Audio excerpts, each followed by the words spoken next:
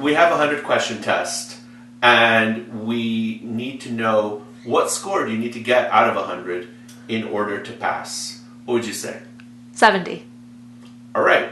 70 is really a popular answer, especially in the United States. I did a search, and I found, just said, California passing score. And it's even written into the law. A passing score of 70% or greater is required to qualify for a license pursuant to this chapter. But 70 does seem arbitrary. Why 70 and why not 72 or 80 or 60? Another approach is to say, look, we have 100 people taking the test. Whatever score will get about 80 of them to pass. Or we want a really exclusive test. 10 people are taking it. We're going to take the top 4 people and give them the credential. You could do that, but then what would your credential really be saying? It will be saying the person who holds this credential is one of the 4 top scorers among the 10 people who happen to take the test on this day. It's not saying what they know. It's not giving you a sense of how much information they have, how much competency that they have, how well they can do the job. The approach that we take is to set a knowledge bar and to say, this is how much you need to know in order to pass the test. And whatever score would represent that amount of knowledge is the score that you need to pass the test. Let me give you an example. Let's say we have a US civics test, and we say, all right, we're going to ask about the Congress. And item number 4 on this test is, how many members does the US Senate have when there are no vacancies? Like 425 or something. 425 senators. No. These are the senators. Oh, 7 100. senators. Oh my goodness. Right. So 100 senators. That's as difficult as it is. It is what it is. Now let's say for another form of the test, we choose a different question because we don't want to expose the same question. Everyone will say, yeah, they're going to ask how many senators there are. And we say, how many members does California send to the US Senate? You're going to get this one. 9. 2. 2. Oh my goodness. Thank you. Senate. Fortunately, you guys are experts in this area and not in US civics. So the idea that a state sends 2 senators, there are 50 states, there are 100 senators, is about equivalent in difficulty. So let's go to another question you might ask. How many members does the US House of Representatives have when there are no vacancies? And you got that one about. You said 425, it's 435.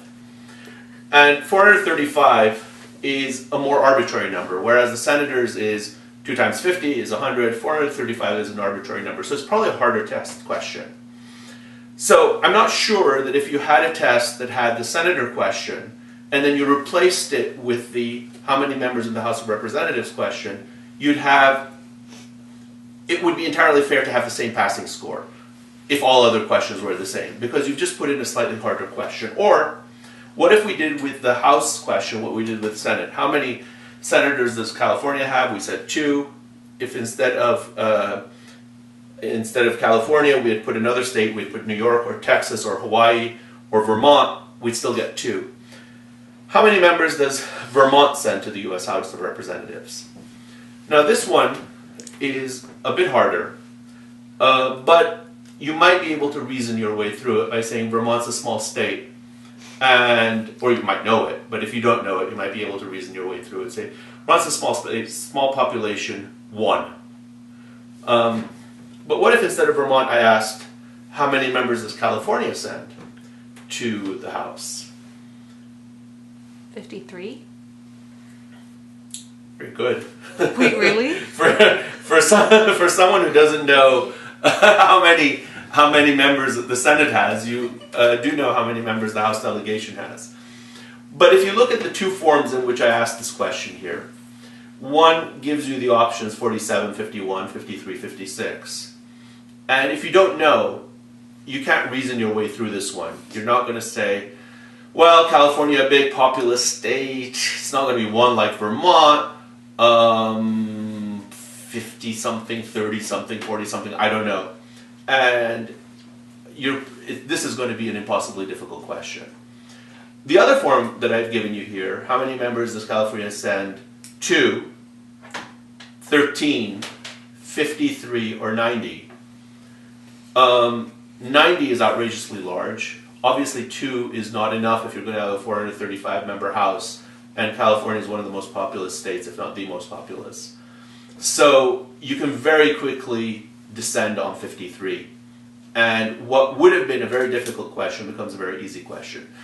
And by giving you these two options, I've kind of skipped ahead to the next issue that I wanted to talk about.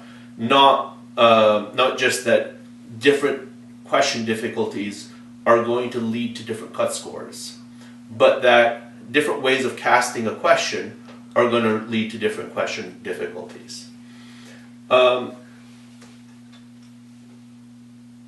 The point here is that when we decide a passing score for your test, we want to decide a passing score based on the actual questions on the test.